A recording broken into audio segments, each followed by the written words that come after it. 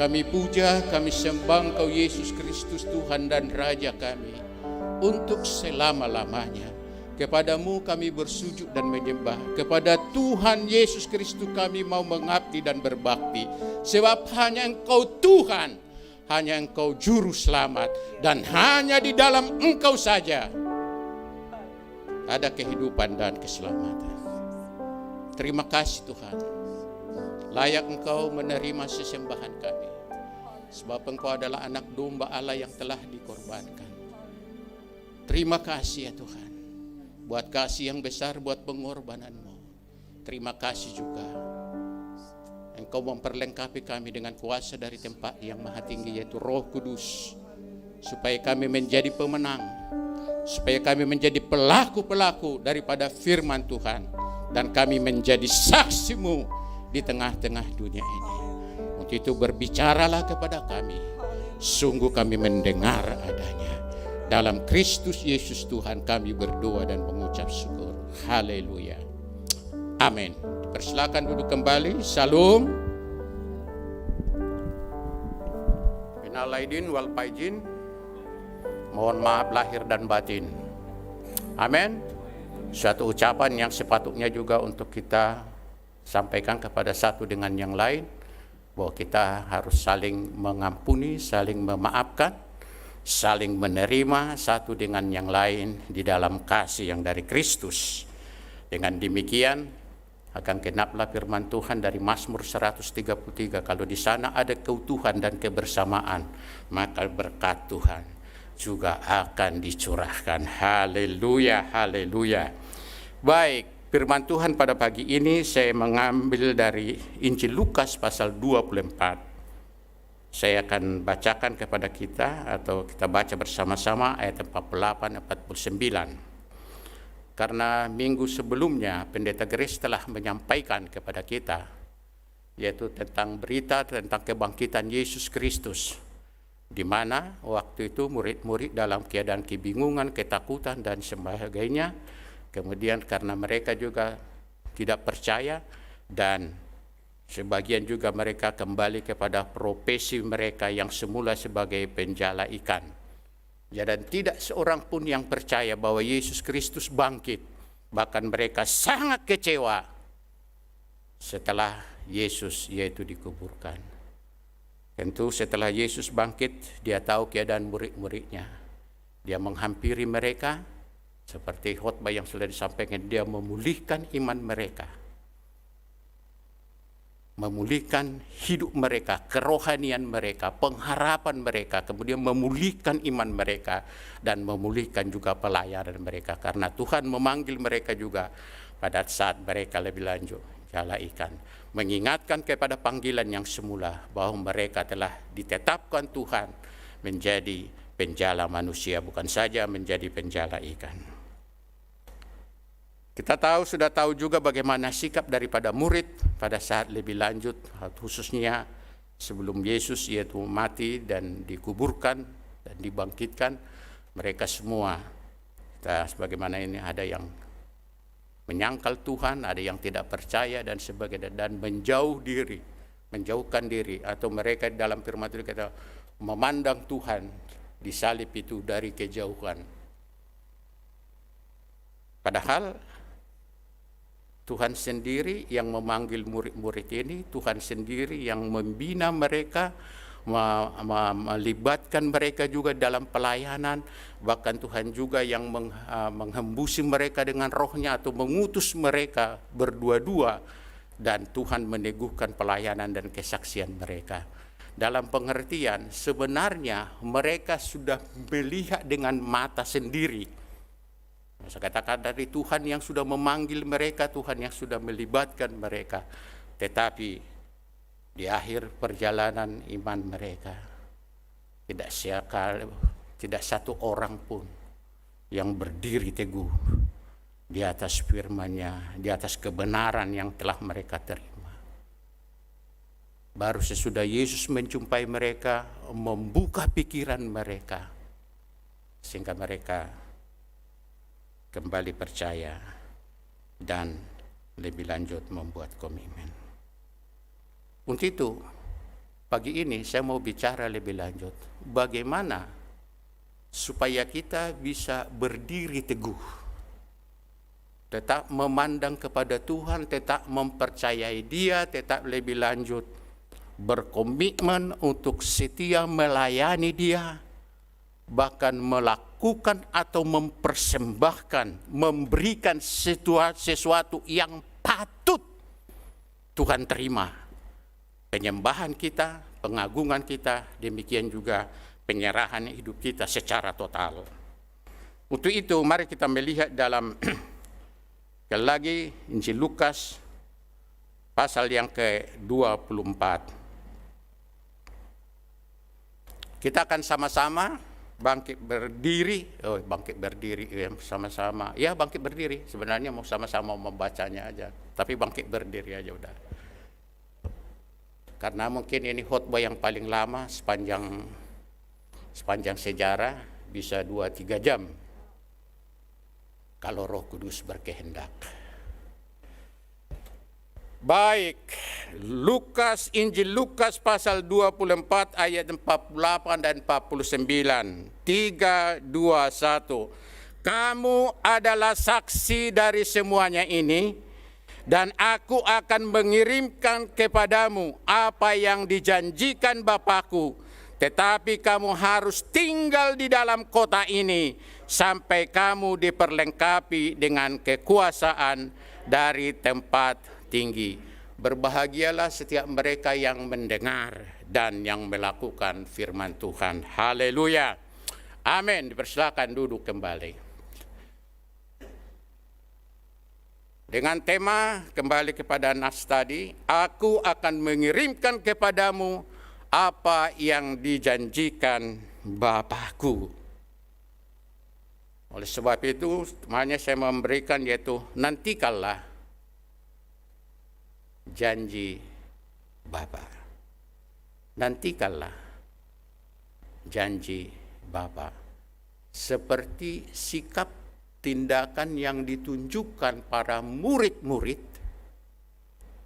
setelah mereka lebih lanjut menerima pesan ini, dan secara khusus setelah Yesus naik ke surga, duduk di sebelah kanan Allah Bapa, murid-murid dikatakan kembali ke Yerusalem, mereka di tempat mereka menumpang, mereka yaitu menantikan janji Bapa selama 10 hari. Yang biasa dilakukan oleh gereja Tuhan juga setelah hari kenaikan, yaitu yang disebut reli 2, yaitu penantian janji Bapa. Pertanyaannya sekarang, apa itu janji Bapa? Atau lebih jelasnya, apa sih yang dijanjikan oleh Bapa kepada murid-muridnya, kepada anak-anaknya? Dalam hal ini kepada murid-murid. Tentu kalau kita membaca dalam Kisah Para Rasul pasal yang pertama, ayat 4 dan 5, dikatakan begini. Kisah Para Rasul, saya sekali lagi, ini model saya menyampaikan firman Tuhan tetap model yang jadul. Dalam arti saya ingin lebih lanjut perhatian kita semuanya ke mimbar ini, khususnya lebih lanjut kepada firman Tuhan yang saya sampaikan. Ya, dalam arti saya sebenarnya sasaran ininya saudara dapat memahami dan mengerti dulu terlebih apa yang saya sampaikan atau apa yang dimaksudkan oleh firman Tuhan yang saya sampaikan. Dengan demikian juga kita nanti akan lebih lanjut dibangkitkan gairah kemauan yang kuat untuk menghidupinya atau melakukannya. Ada amin?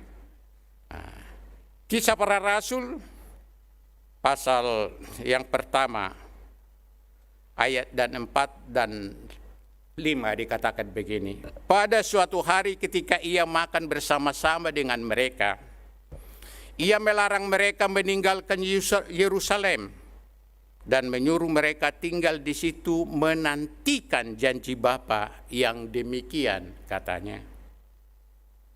Yang telah kamu dengar Yang demikian katanya, telah kamu dengar daripadaku. Sebab Yohanes membaptis dengan air, tetapi tidak lama lagi kamu akan dibaptis dengan Roh Kudus. Dari ayat ini dengan jelas janji Bapa itu yaitu bicara tentang apa? Baptisan Roh Kudus. Dalam istilah yang lain yang sering dipakai, dipenuhi dengan Roh Kudus. Dibaptis dengan Roh Kudus dalam pengertian ininya juga dari bahasa atau dibenamkan di dalam Roh Kudus, dicelupkan dalam Roh Kudus. Itu berarti Roh Kudus menguasai seluruh eksistensi keberadaan kita. Ada amin? Waktu kita percaya kepada Yesus Kristus, istilah yang dipakai oleh Alkitab yaitu kita dilahirkan kembali. Kemudian juga tentu Roh Kudus sudah ada di dalam hati kita. Kita dimeteraikan oleh Roh Kudus. Nama kita tercatat di buku kehidupan. Tetapi ini persoalannya ialah waktu Yesus telah bangkit dari antara orang mati, di dalam dia meneguhkan umatnya atau murid-muridnya, kemudian juga dia berpesan di akhir daripada setelah kebangkitannya 40 hari, seperti apa yang kita baca tadi, Tuhan menetapkan murid-muridnya ini, kamu adalah saksiku. Artinya kepada murid-murid ini dipercayakan oleh Tuhan untuk lebih lanjut mewartakan, memberitakan kepada dunia, kepada sesamanya, apa yang telah mereka lihat, apa yang mereka telah pelajari, apa yang mereka telah terima, yaitu tentang keselamatan, bahwa di dalam Yesus Kristus ada keselamatan, ada pengampunan dosa, ada hidup yang kekal. Oleh sebab itu, berita yang diminta untuk terus dikumandangkan yaitu berita keselamatan dan pengampunan dosa. Ada amin. Jadi kepada murid ini sekali lagi yang tadinya goyah ini dan sebagainya, kepada mereka dipesankan kamu adalah saksiku. Tapi sebelum kamu diperintahkan mereka, jangan pergi dulu bersaksi, jangan dulu terlibat dalam pelayanan, jangan dulu pergi kemana-mana mendoakan orang ataupun melakukan sesuatu hal. Kamu harus tunggu, nantikan di Yerusalem, yaitu janji Bapa. Amin. Ini berarti suatu perjanjian, suatu hal yang amat penting untuk dicamkan dan untuk lebih lanjut dipraktekkan atau dalam hal ini untuk dialami. Mengapa? Sekali lagi kalau kembali ke belakang, tidak seorang pun dari murid itu yang percaya, yang tetap berdiri teguh di atas keyakinannya, apa yang dia terima, apa yang diajarkan oleh Yesus Kristus melalui baik keteladanan, demikian juga ajaran yang mereka terima. Semua goyah, bahkan menyangkal Tuhan, tidak seorang pun yang percaya, melarikan diri dan sebagainya, kembali kepada dunia masing-masing. Jikalau dalam hal ini murid-murid yang telah dipilih oleh Yesus Kristus, yang telah diajari oleh Yesus Kristus, di mana Yesus Kristus juga telah memberikan keteladanan kepada mereka, bagaimana mengasihi Bapa itu, bagaimana lebih lanjut di dalam hal mengasihi jiwa-jiwa atau melepaskan jiwa-jiwa. Dalam hal ini, keteladanan yang mau saya singkatkan yang diberikan oleh Yesus Kristus sebelum dia masuk dalam pelayanan, sebelum dia lebih lanjut menyembuhkan orang sakit, sebelum dia melakukan tanda-tanda mujizat dan banyak perkara yang Tuhan lakukan. Tapi sebelum itu terjadi, ingat, pertama, Yesus dikandung dari apa? Roh Kudus. Amin. lahir dalam roh. Bukan enggak berhenti di situ, sampai dia usia 30 tahun dia belum terlibat pelayanan. Sampai lebih lanjut, dia dibaptiskan oleh Yohanes Pembaptis di Sungai Yordan dan juga menerima peneguhan atau pengurapan, kalau boleh saya ini dari surga. Inilah anak yang kukasihi, kepadanya lah aku berkenan. Kemudian Yohanes Pembaptis melihat lebih lanjut, Roh Kudus turun kepada Yesus Kristus yang dilambangkan seperti burung merpati dan hinggap dan menetap padanya. Dalam hal ini dia dilahirkan dari roh, kemudian dipenuhi dengan roh, dibaptis dalam roh, bukan hanya dibaptis dalam air, tetapi dalam roh. Padahal secara ini sekali lagi asal usulnya ya dari atas sana. Tapi itulah keteladanan yang diberikan oleh Yesus, dan itulah juga yang diajarkan kepada murid-muridnya.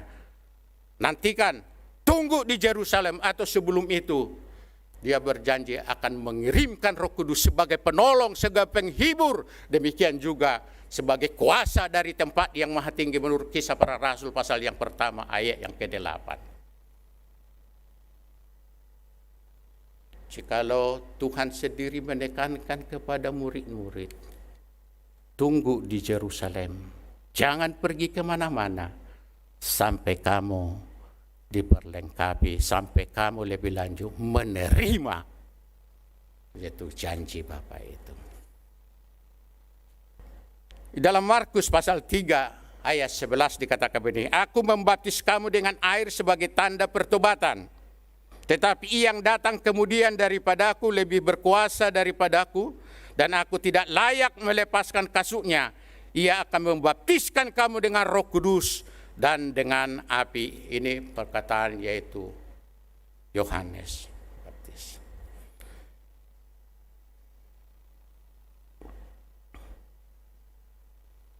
Dalam Lukas pasal 3 ayat 16, Yohanes menjawab dengan berkata kepada semua orang, aku membaptis kamu dengan air, tetapi ia yang datang lebih berkuasa daripada aku akan datang, dan membuka tali kasutnya pun aku tidak layak. Ia akan membaptiskan kamu dengan Roh Kudus dan dengan api. Jadi baptisan Roh Kudus atau dibenamkan dalam Roh Kudus, dipenuhi dengan Roh Kudus, ini pekerjaan Roh Kudus yang berbeda dengan melahirkan kita menjadi ciptaan baru, demikian juga memeteraikan dan pekerjaan-pekerjaan Roh Kudus yang lain. Ini secara khusus lebih lanjut ada yaitu pekerjaan Roh Kudus, yaitu untuk membaptiskan kita, untuk memenuhi kita. Amin. Dan ini menjadi suatu hal juga, menjadi ciri khas juga gereja atau orang percaya dalam perjanjian baru atau pada akhir zaman ini. Kalau di dalam perjanjian lama, mereka katakanlah yang diurapi, yang ini oleh Roh Kudus, yang dipakai oleh Roh Kudus, yaitu nabi-nabi, imam, raja, orang-orang tertentu saja. Tetapi dalam perjanjian baru pada akhir zaman ini, sekali lagi setelah Yesus naik ke surga, duduk sebelah kanan Allah Bapa, adalah nubuatan dari kitab Nabi Joel daripada Yesaya 44 ayat 3 dan seterusnya, di mana dikatakan pada akhir zaman Tuhan akan mencurahkan rohnya. Anak-anakmu laki-laki dan perempuan akan bernubuat, akan melihat penglihatan-penglihatan, dan orang tuamu lebih akan mendapat mimpi-mimpi dan selanjutnya. Sekali lagi saudara-saudaraku yang dikasihi oleh Tuhan, janji Bapa yaitu apa? Dia mau membaptiskan kita, atau dalam istilah yang lain, dia mau memperlengkapi kita dengan kuasa dari tempat yang maha tinggi. Mengapa ini penting? Mengingatkan Yesus mengingatkan murid-muridnya tentang janji ini. Sekali lagi kita sudah melihat watak dan karakter, sikap dan tindakan daripada murid-murid yang telah dipanggil oleh Tuhan. Bahkan dari yang 12 ini, satu menjual Tuhannya sendiri dengan 30 keping perak.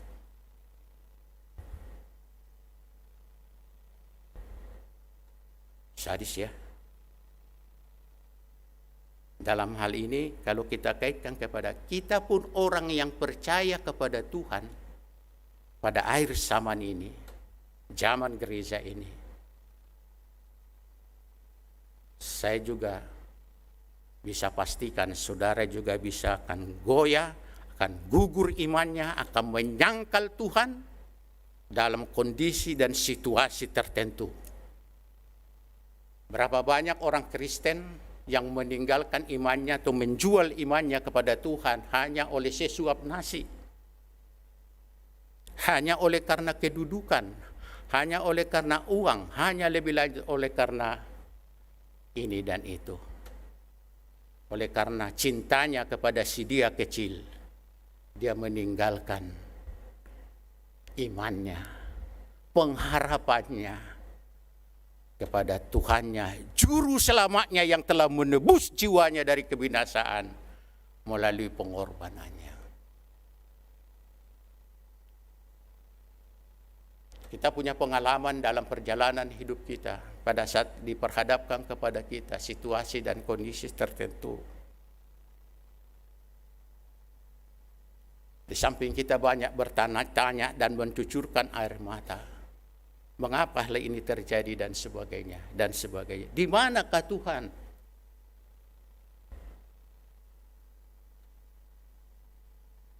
Saya sudah mengatakan kepada saudara, waktu operasi lutut ini aja, pada saat situasi tertentu, saya menyerah.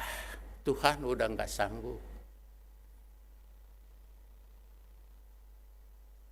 Panggil aja pulang.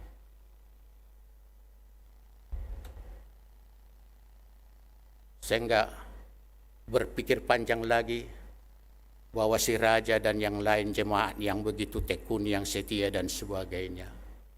Demikian juga tim semua pelayanan dan sebagainya. Udah ingin pulang. Saya enggak sanggup lagi, enggak kuat lagi Tuhan, enggak kuat lagi Tuhan. Itu baru masalah penyakit. Bagaimana kalau ada lagi hal-hal yang lain, ditambahkan lagi masalah ini, masalah keluarga, masalah itu, dan sebagainya, dan sebagainya.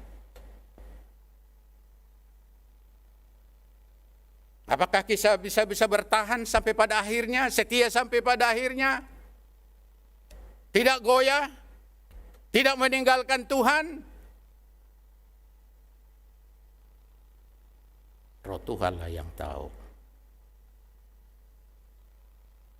Dengan roh Tuhan yang ada dalam hidup saudara.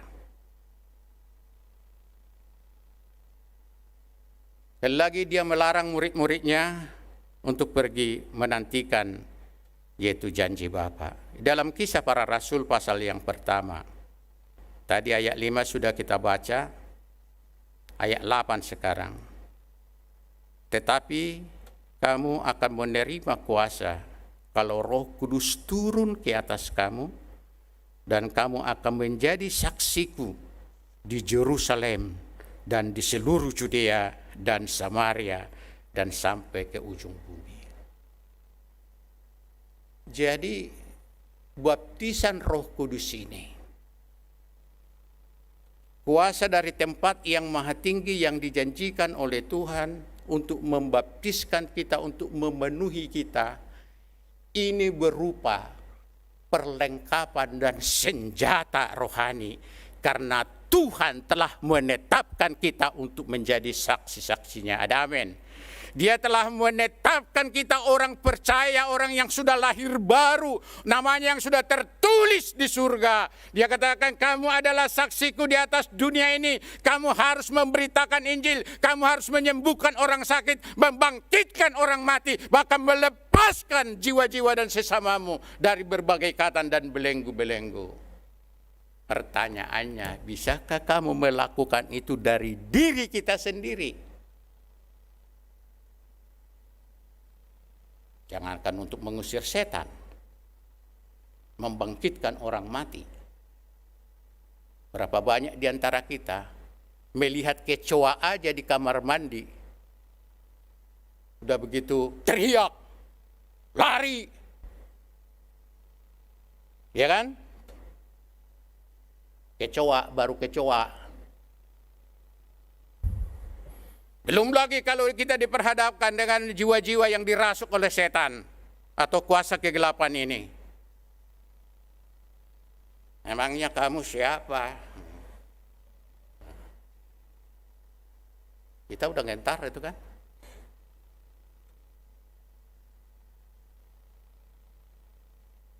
Kuasa dari Gunung Kidul,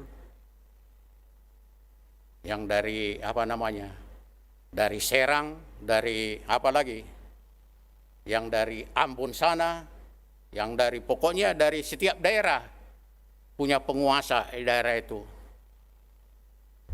Di Tanah Batak juga ada begu ganjang, apa ada segala macam itu tuh.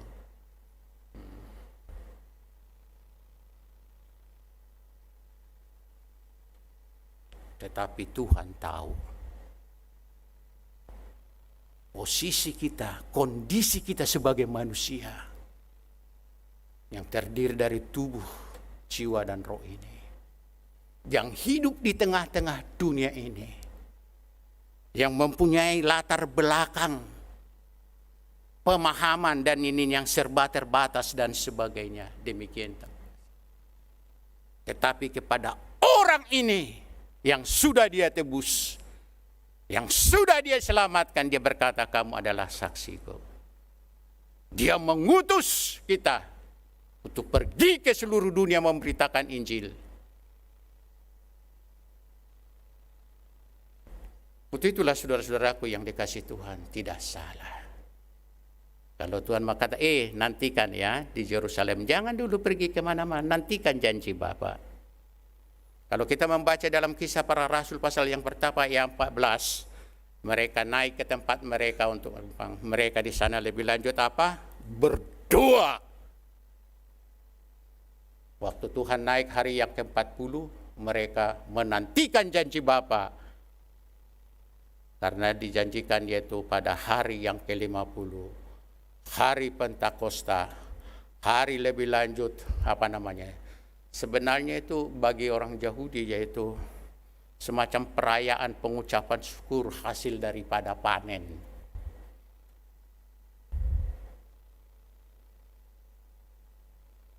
Kita melihat di situ mereka bertekun dengan sehati.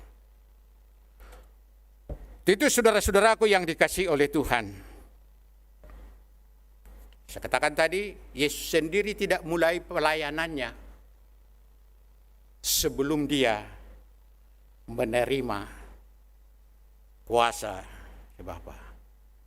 Sebelum ada konfirmasi yang dari Bapa, inilah anak yang kukasihi, kepadanya lah aku berkenan. Lalu dia diperlengkapi, Roh Kudus turun ke atasnya. Baru dia memanggil murid-muridnya. Itu pun dengan doa, sesuai dengan petunjuk daripada Bapa, dia pilih murid-muridnya. Dia ajar, dia bimbing, tetapi dari semua ini murid-murid dia sekali lagi, dalam perjalanan imannya, Yesusnya, sampai Yesus Kristus mati dan dikuburkan, dan pada hari Minggu itu pagi, bangkit dari antara orang mati, tidak seorang pun yang bisa setia mengabdi dan berbakti kepada Tuhan. Semua goyah. Untuk itu Tuhan sekali lagi, kamu tunggu di Yerusalem. Ada amin?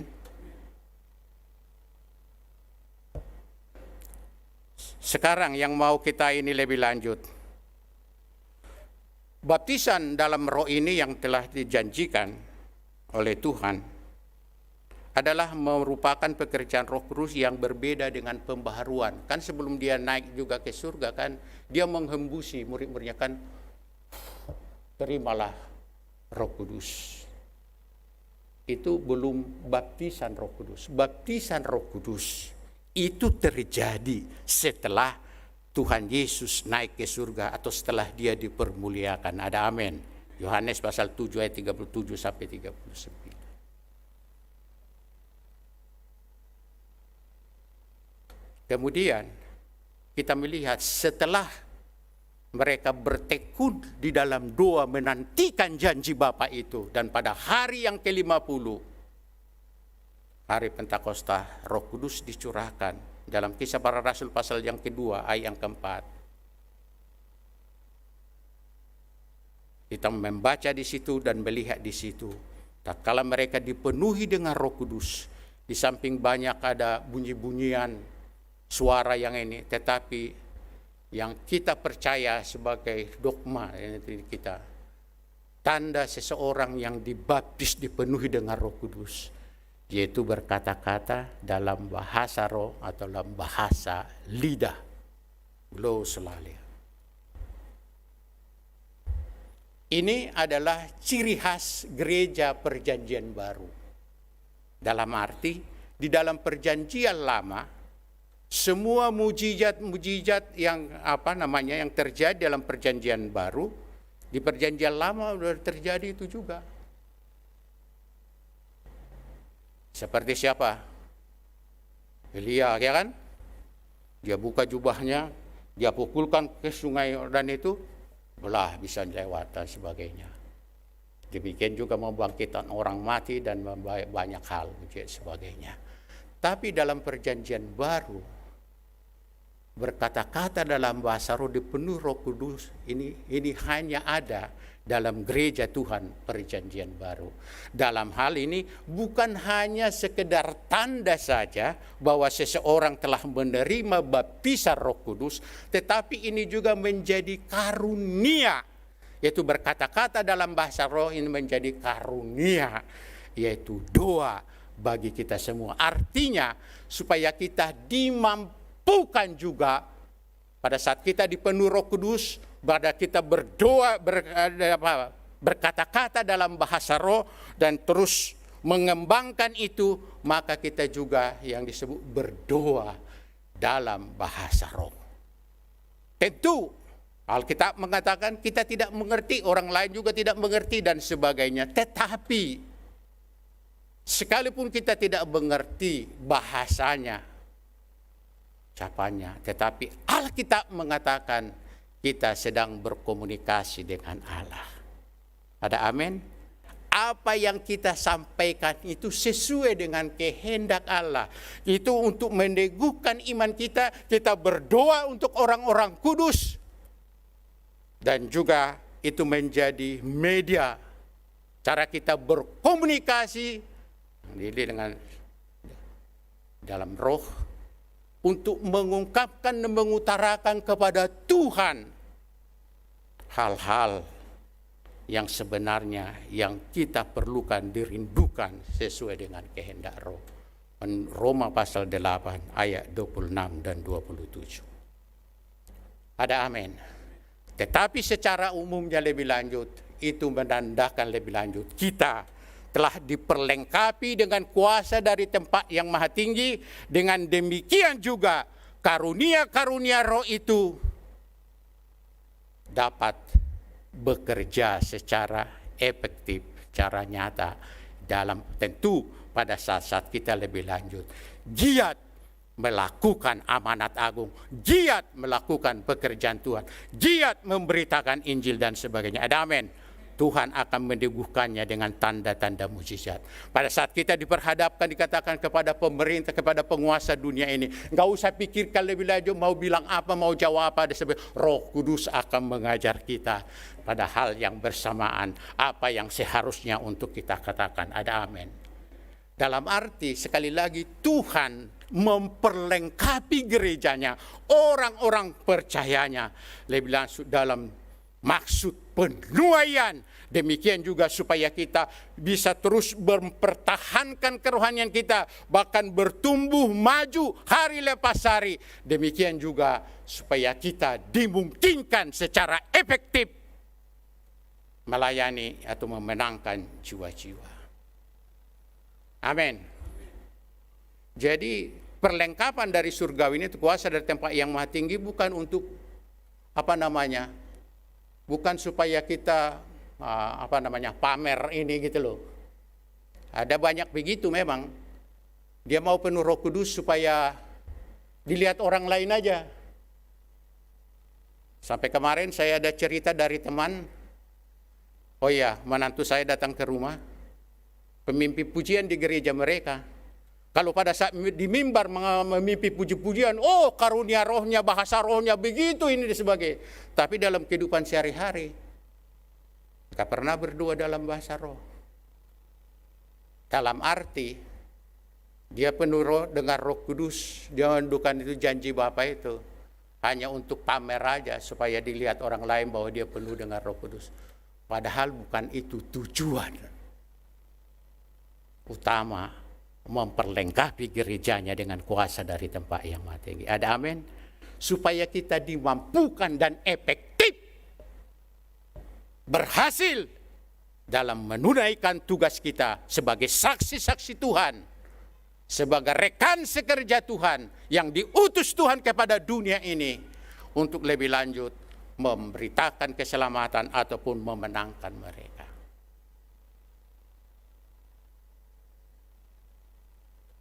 Dan tentu hal yang berutama, pekerjaan Roh Kudus lebih lanjut memperlengkapi kita dengan kuasa tadi, untuk membuat kita juga bisa bertumbuh secara rohani. Ada amin. Kita bisa dimampukan mengalahkan keinginan daging kita yang menjadi musuh utama dalam perjalanan rohani kita. Karena apa? Kalau hal ini, kalau kita belum bisa menaklukkan, menang atas keinginan-keinginan daging kita, dan ini menjadi penghambat untuk kita lebih lanjut bergairah, bersaksi, memberitakan Injil dan sebagainya. Karena apa? Ya merasa berdosa, merasa banyak salah, merasa tidak berdaya dan sebagainya. Jadi sekali lagi pekerjaan Roh Kudus ini lebih lanjut dengan secara limpahnya akan menolong kita untuk berkemenangan atas kelemahan-kelemahan yang ada. Demikian juga atas tawaran sesuatu yang dari dunia ini yang mencoba untuk menggoyahkan atau menghancurkan iman dan pengharapan kita. Amin. Di sisi yang lain, kalau saudara dan saya tidak mau menerima janji Bapa ini, merindukan janji Bapa itu, saudara penuh dengan Roh Kudus, dan selanjutnya tidak mau terlibat dalam pelayanan, ini juga membuat rohani kita juga menjadi mandek. Karena apa? Kita tidak berfungsi sebagaimana semestinya maksud Tuhan menjadikan kita menjadi saksinya, menjadi alat di tengah-tengah dunia ini sebagai terang dan garam. Ada amin. Itu sebabnya kita, saudaraku, karena kita tidak terlibat, tidak peduli, katakanlah, tentang pekerjaannya, tentang jiwa-jiwa yang terhilang, tentang sesama kita. Itu makanya di dalam hidup ini kita enggak bergairah.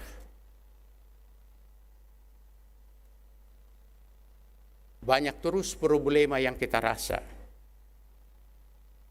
yang kita cemaskan, yang kita khawatirkan. Tapi sebaliknya, kalau kita menundukkan diri kepada perintah Tuhan ini, kamu adalah saksiku. Pergilah ke seluruh dunia, beritakanlah Injil dan sebagainya. Sembuhkanlah mereka yang sakit dan sebagainya. Di samping hidup kita akan berarti dan berdampak, tetapi juga sukacita surgawi, damai surgawi akan memenuhi hati kita. Ini dikaitkan lagi lebih lanjut tentang firman Tuhan yang mengatakan, apa yang kamu tabur, itu juga akan kamu tuai.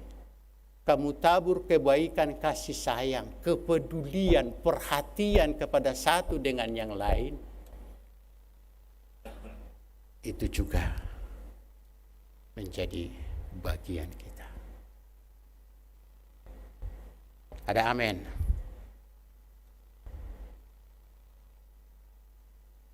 Kalau saudara umpamanya ingin mendapatkan penghiburan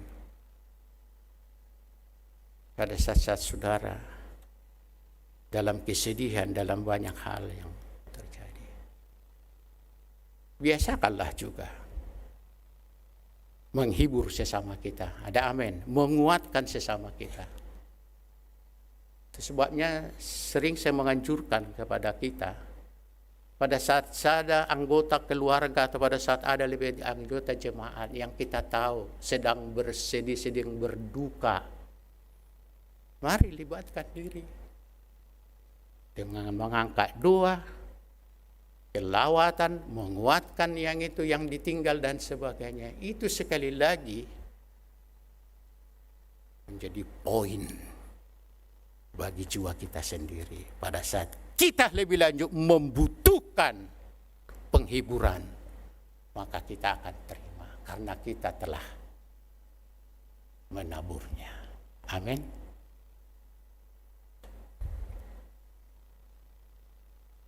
Pada saat kita ada di tengah-tengah keluarga, pribadi-pribadi yang lagi bersedih, yang lagi lebih lanjut membutuhkan sesuatu, kemudian kita hadir di situ. Sebaliknya pada saat saudara diperhadapkan juga dalam kondisi yang sama, pada saat-saat tertentu, saudara juga akan melihat kehadiran Tuhan melalui orang-orang yang Dia akan. Amin. Saya ulang lagi. Itulah yang dialami oleh keluarga kami, demikian juga tentu banyak kita. Dalam masa-masa yang ini, kami banyak dihiburkan melalui kehadiran anak-anak Tuhan, melalui doa-doa mereka, melalui lebih lanjut tangan-tangan yang diulurkan.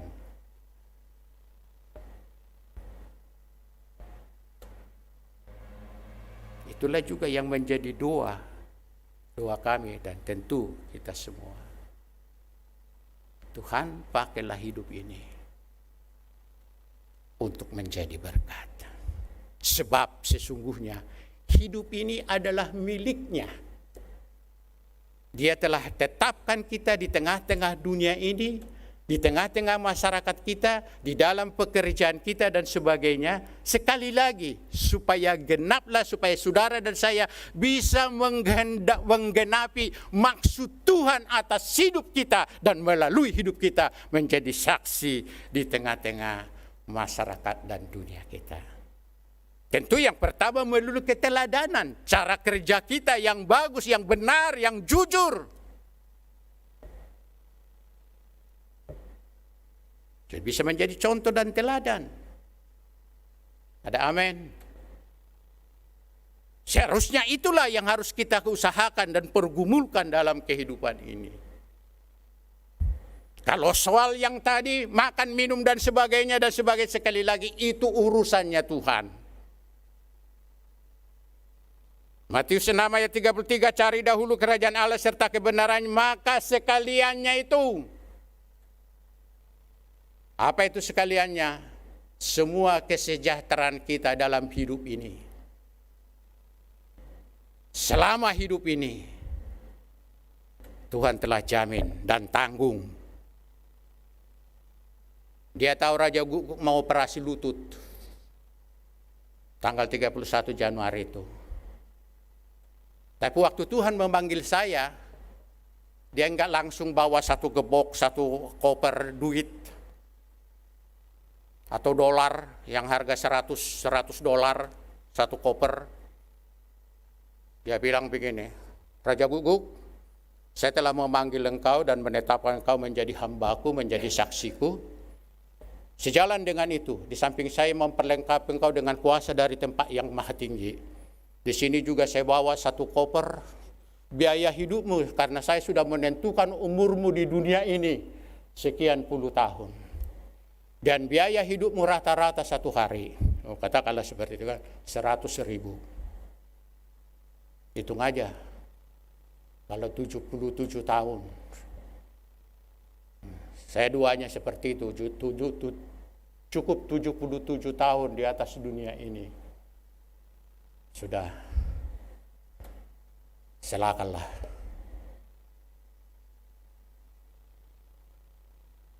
Tapi cara Tuhan gak seperti itu, saudaraku. Amin. Ya, pada saat kita membutuhkan, sekali lagi, Dia kirim. Menurut cara dan kuasanya. Bisa dipakai Pak Raja, bisa dipakai yang lain, bisa dipakai dari dunia yang lain sana, orang yang kita tidak kenal dan sebagainya. Ada amin? Tapi yang jelas, Bapa di surga dalam Yesus Kristus menjamin kehidupan kita di dunia ini. Demikian juga di dunia yang akan datang.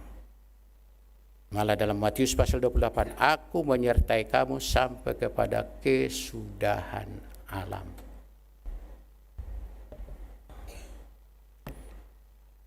Sekali lagi, Tuhan mau agar kita dipenuhi dengan Roh Kudus. Untuk itu saudara-saudaraku yang dikasihi Tuhan, mari rindukan ini, bangkitkan rasa haus dan lapar. Nanti setelah kita merayakan hari kenaikan Tuhan, kemudian selama beberapa hari kita akan ada rally doa di sini. Dengan topik berkaitan tentang yaitu Roh Kudus. Tapi dari sekarang, bangkitkan rasa haus dan lapar. Khususnya bagi kita yang belum menerima janji Bapa ini, dipenuhi dengan Roh Kudus, dengan tanda tadi, berkata-kata dalam bahasa roh. Tentu sekali lagi, kita sasaran akhirnya bukan hanya sebatas itu.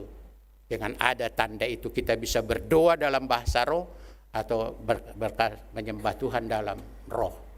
Tetapi lebih daripada itu, sekali lagi kita diperlengkapi dengan kuasa yang dari tempat tinggi. Sehingga pada saat kita menumpangkan tangan kepada orang lain, dalam nama Tuhan Yesus Kristus, jadilah sembuh, jadilah kuat, jadilah menang. Hal itu terjadi. Tuhan teguhkan. Karena kita hidup diurapi dengan Roh Kudus. Karena kita juga mempergunakan sesuai dengan maksud Tuhan memberikan roh itu memenuhi kita. Yaitu tidak lain. Agar kita berhasil dalam tugas yang Dia perintahkan. Untuk itu bagaimana kita supaya menerima lawat? Sekali lagi ini adalah janji Tuhan, adalah kehendak Tuhan. Kalau kita membaca dalam Kisah Para Rasul pasal 2, 3, dan seterusnya. Bagi kita janji ini, bagi anak-anak kita, bagi keturunan yang masih jauh. Ada amin. Jadi dalam arti kehendak Tuhan kita semua dipenuhi dengan Roh Kudus. Dalam Efesus pasal 5, 18 dikata, penuhlah dengan Roh Kudus. Penuhlah dengan Roh Kudus. Oleh sebab itu kita periksa hati kita. Dalam Kisah Para Rasul pasal 2, 38 dikatakan kita perlu bertobat. Bertobat dari dalam apa? Saudara yang tahu sejauh mana kita mempergunakan mulut bibir ini. Saya ada tetangga saya orang Kristen, guru lagi. Tapi kalau udah ramai dengan tetangga, dengan anaknya, ada putrinya satu, dan sudah sekolah pendeta lagi putrinya nih. Dimaki-maki kebun binatang ini. Babi lo, apa lo, dia teriak lagi, suara dengar ini ya. Dibikin juga berkelahi dengan ini, dengan tetangga. Ribut terus. Tapi sebentar lagi seperti kemarin, saya dengar dia lagu rohani lagi. Di mana kesaksiannya? Terkenal di tetangga kita ini tukang ribut. Mulutnya nggak bisa dikunci, dikendalikan.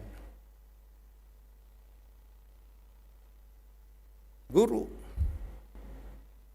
nggak bisa menjadi contoh dan teladan, apalagi di dalam iman.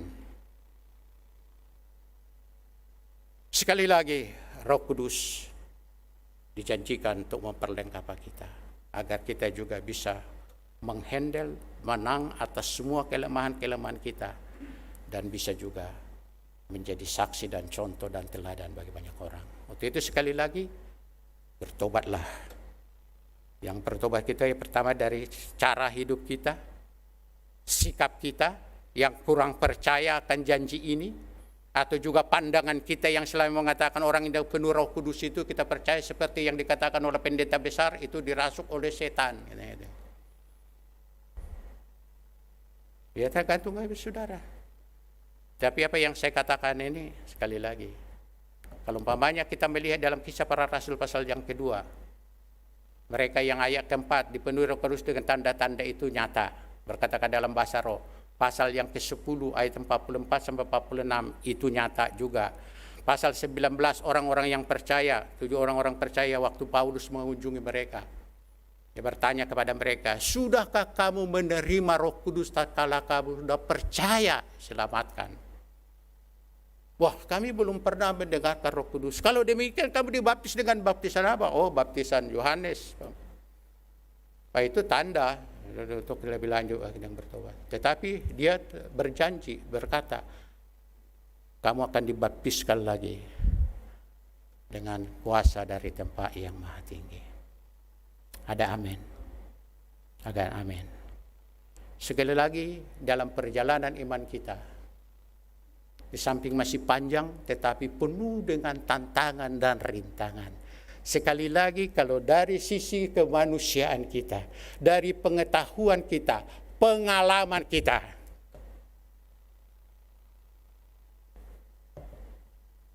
bisa saja diuji, dicobai ya kan? Dengan yang enak lagi dicobai. Sama seperti yang di negeri kita. Waktu kalian lapar, kamu bisa kan menjadikan batu ini menjadi bakpao? Ya kenapa kau istilahnya biarkan dirimu kelaparan seperti itu, padahal engkau maha kuasa. Dan seterusnya. Untuk kita sekali lagi bisa menang, menaklukkan hal-hal yang menggerogoti iman kita, yang membuat pengharapan kita menjadi pudar. Sekali lagi kita perlu dipenuhi dan diperlengkapi dengan kuasa dan padanan. Saya tidak panjangkan firman Tuhan ini. Sekali lagi hari-hari ke depan, inilah menjadi doa kita. Bangkitkan rasa haus dan lapar. Sebagai ayat penutup, Yohanes pasal yang ke-7, ayat 37 dan 30 sampai 39. Haleluya. Dikatakan begini, ayat 37 mulai. Dan pada hari terakhir, yaitu pada puncak perayaan itu, Yesus berdiri dan berseru, barang siapa haus, baiklah ia datang kepada aku dan minum. Barang siapa percaya kepada aku, seperti yang dikatakan oleh kitab suci, dari dalam hatinya akan mengalir aliran air hidup.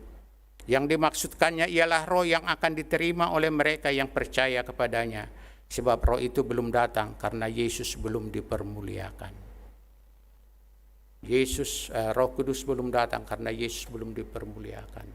Baptisan Roh Kudus, penuhan Roh Kudus, itu dijanjikan setelah Yesus naik ke surga, setelah dia dimuliakan. Dan pada hari Pentakosta, hari yang ke-50. Ada amin. Jadi sebelum itu sekali lagi, itu bukan penuhan Roh Kudus, itu yaitu sekitar melahirkan kita, memeteraikan kita, menjadikan kita menjadi orang percaya. Termasuk bagi kita yang ada di ruangan ini. Saudara-saudaraku yang ada di rumah atau dimanapun mengikuti apa ini. Janji Bapa ini, diperuntukkan untuk kita semua. Karena kita telah ditetapkan menjadi rekan sekerjanya, menjadi saksinya. Untuk itu, camkan buka hatimu, percaya sepenuhnya. Seperti apa yang dilakukan oleh murid-murid. Mereka menunggu menanti dengan tekun. Tentu supaya bisa mereka bertekun sampai pada ini, diperlukan lebih lanjut keyakinan yang penuh dan pengharapan yang tinggi. Kalau kita berharap bahwa si A nanti akan datang lebih lanjut menepati janjinya, karena kita sudah mengenal orang itu, kita akan menanti dengan penuh kesabaran. Apalagi Yesus yang berjanji, nantikanlah janji Bapa. Bangkitkan rasa haus dan lapar tadi. Tuhan, terima kasih buat firman-Mu yang diperkenankan untuk kami dengar. Kami mau katakan kepadamu Yesus, ya Roh Kudus, kami mau tanggapi, kami mau responi. Dan mengatakan kepadamu Yesus bahwa kami sungguh memerlukan, kami rindu, kami haus dan lapar untuk dilawat oleh Tuhan. Untuk dibaptiskan, untuk diperlengkapi dengan kuasa dari tempat yang maha tinggi, sebab kami mau menjadi saksi-Mu.